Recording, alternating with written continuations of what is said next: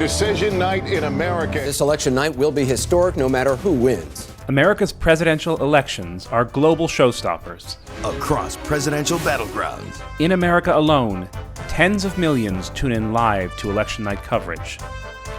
This year will be like no other. From mass voting by mail, to hours-long waits at polling places, delayed results, and the rise of disinformation. I'm John Fassman, the Economist Washington correspondent. I've assembled a team of experts with decades of experience with America's electoral system to discuss what could go wrong with this year's election.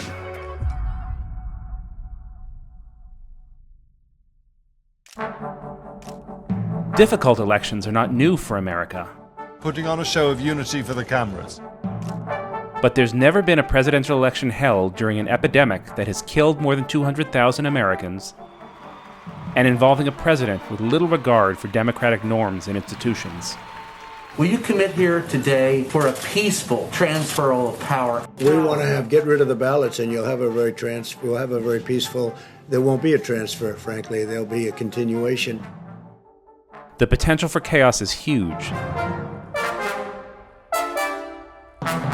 I'd like to paint a scenario for you. It's election night. Maybe 65-70% of the mail-in ballots have so far been counted, and Donald Trump holds a commanding lead. What are your worries about this particular period of the election? What do you think might happen?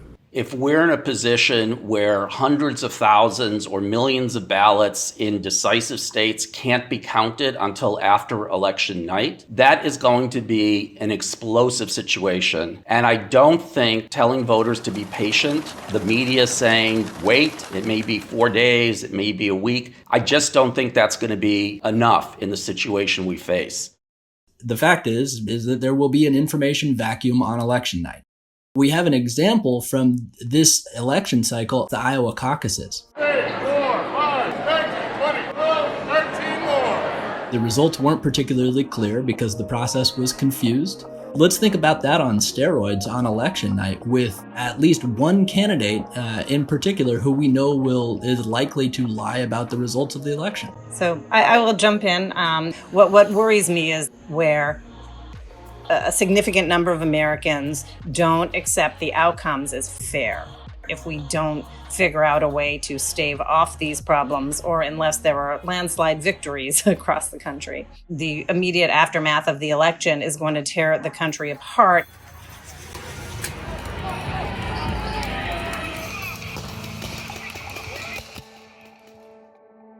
Primary elections held during the epidemic have already shown what can go wrong.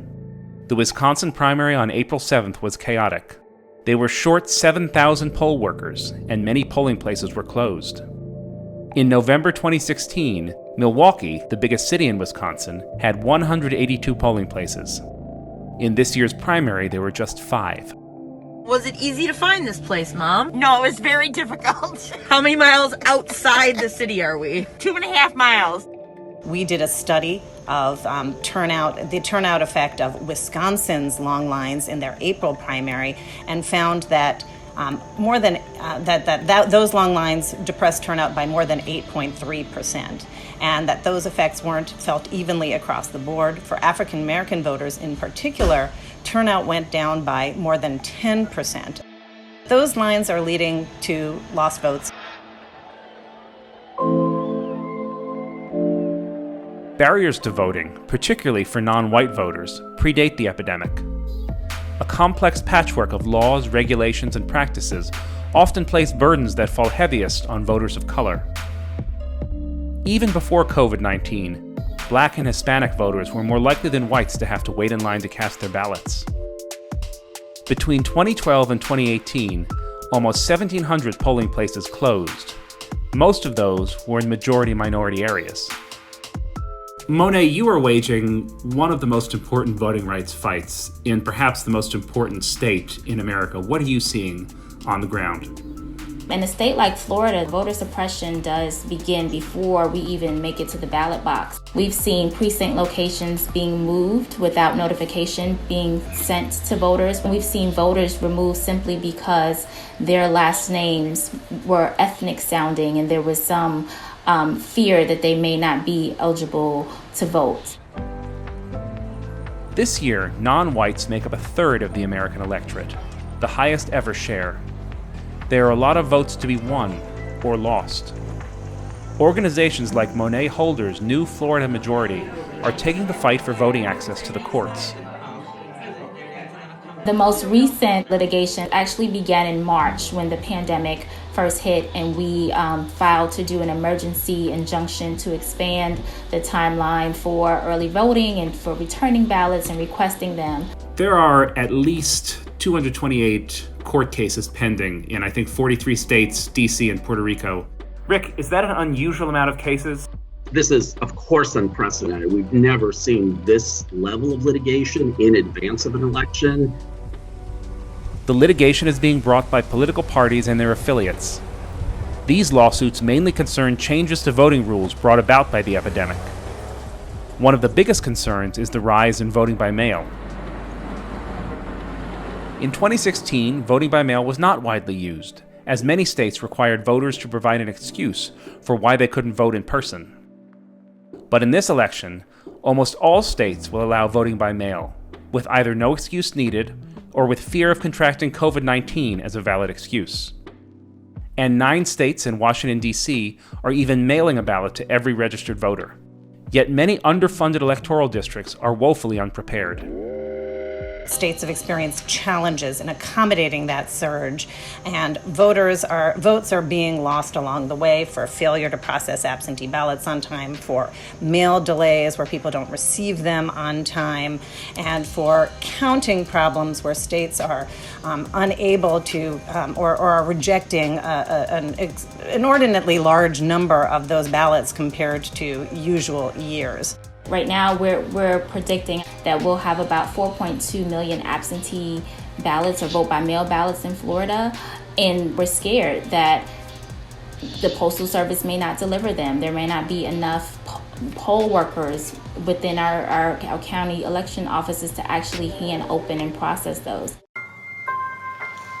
Despite the concerns, voting by mail remains the safest way to vote in an epidemic. But you wouldn't know that if you listened to President Trump. Mail-in ballots are very dangerous. There's tremendous fraud involved and tremendous illegality. This will be, in my opinion, the most corrupt election in the history of our country, and we cannot let this happen. No evidence exists that supports the president's claims. And studies have shown that voting by mail boosts turnout, but favors neither party. The strategy here that we've seen play out over the last few weeks is based on misleading people about how to vote. Disinformation about not only the results of the election, but also when, where, and how to vote. Do you think Donald Trump is doing the Russians' job for them this cycle? I think that Donald Trump is doing a very good job of not being burdened by facts about our democracy. What we've seen from actors like Russia is a willingness to kind of exploit that, to stop creating their own content, and frankly just take existing content and amplify it a little bit more. Is Trump's rhetoric harming sort of perceptions of fairness in this election? Absolutely. Voters are in fear that their votes will not be counted. Our greatest worry is that being in the midst of a global pandemic, voters will feel that they have to either choose between their health and participating in democracy. And with all of the things considered, they may choose to sit this one out. As usual, there's a kernel of truth on which this whole edifice of disinformation is built. There are going to be some glitches, some meltdowns, some lines, some lost votes, but the magnitude of it is much smaller than being made to believe. And if Americans vote early, that should mitigate any of these problems. According to the Economist model, as of the end of September, President Trump is unlikely to win a second term. But there is still over a month to go, and the contest is likely to tighten and grow more heated. In 2000, when the Supreme Court ruled in favor of George W. Bush, Al Gore graciously stepped aside. This has been an extraordinary election. Its very closeness can serve to remind us that we are one people with a shared history and a shared destiny. The loser in this year's contest may not bow out so gracefully.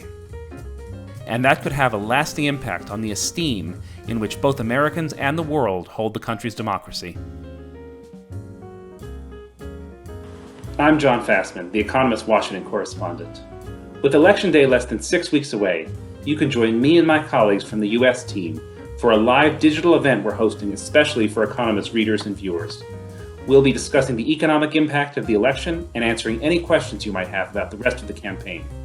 The event is completely free. To register, just click on the link. Thank you for watching.